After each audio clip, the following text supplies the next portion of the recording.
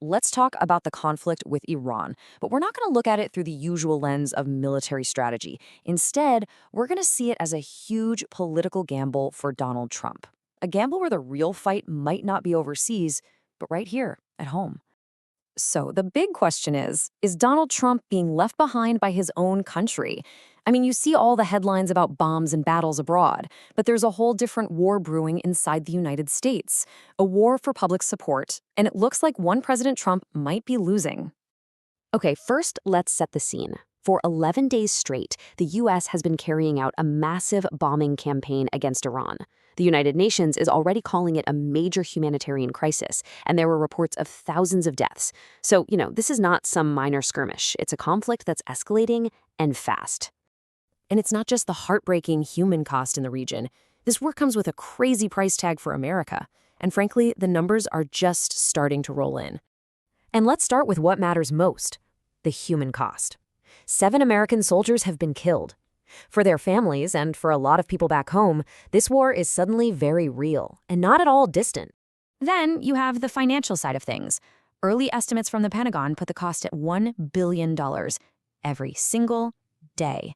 That's a number so big it's hard to even wrap your head around, and you can bet people are starting to ask some tough questions. So for all this money and for the lives lost, what exactly is the goal? Yeah, that's the billion-dollar question, isn't it? Because honestly, the administration's messaging has been all over the place. I mean, just look at the timeline. When this all started, President Trump suggested it might last about 4 to 5 weeks. But then, just this past Monday, he said it was soon over.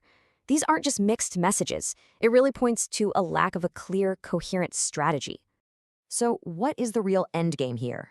Is the goal a complete regime change? To totally reshape the political landscape of Iran? Because that would be a massive, nation-building kind of project. Or is it something more limited? Maybe the idea is just to destroy Iran's military capabilities, to take their army, their navy, and their air force completely off the board. Or is this whole thing really just about stopping their nuclear program?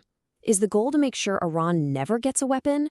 The great irony here, though, is that a lot of experts think this war will do the exact opposite, that it'll just push Iran to race for a bomb at all costs, especially now that diplomacy feels impossible. So while the goals overseas are, let's say, fuzzy, the political situation back home is becoming crystal clear for the president, and not in a good way. That consensus is really starting to crumble. Just take a look at the polling. A recent Reuters/Ipsos poll shows just how split the country is. 43% of Americans already disapprove of these military strikes. For a nation at war, that is a huge number. And here's the real kicker from that poll. Get this. Even before any American casualties were confirmed, 54% of people said they'd be less likely to support the war if U.S. soldiers died. Well, now that has happened, so you can see public support is on incredibly thin ice. And this creates a huge contradiction for Trump's own base.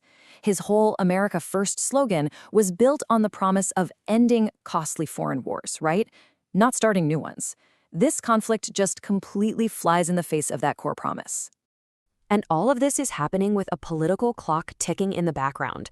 The war is unpopular, and with crucial midterm elections coming up in November, these declining poll numbers could spell disaster for the president's party in Congress.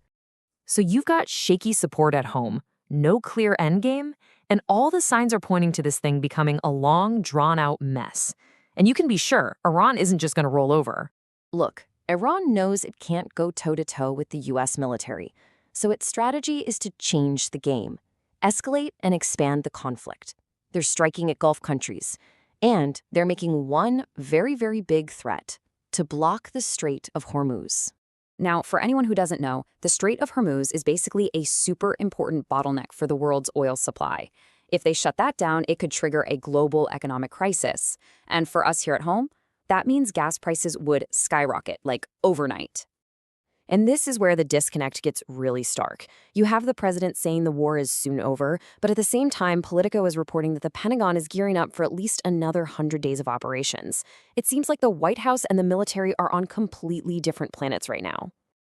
And if there was any doubt about Iran's resolve, its president made it crystal clear. He said the U.S. can take their wish to see the Iranian people surrender to their graves. In other words, they are not backing down. So it all comes back to where we started. You've got unclear goals, rising costs, public support that's fading fast, and a huge election right around the corner. This isn't just a foreign war anymore. It's a massive political gamble, and it raises that timeless question: can a war abroad actually cost a president an election at home?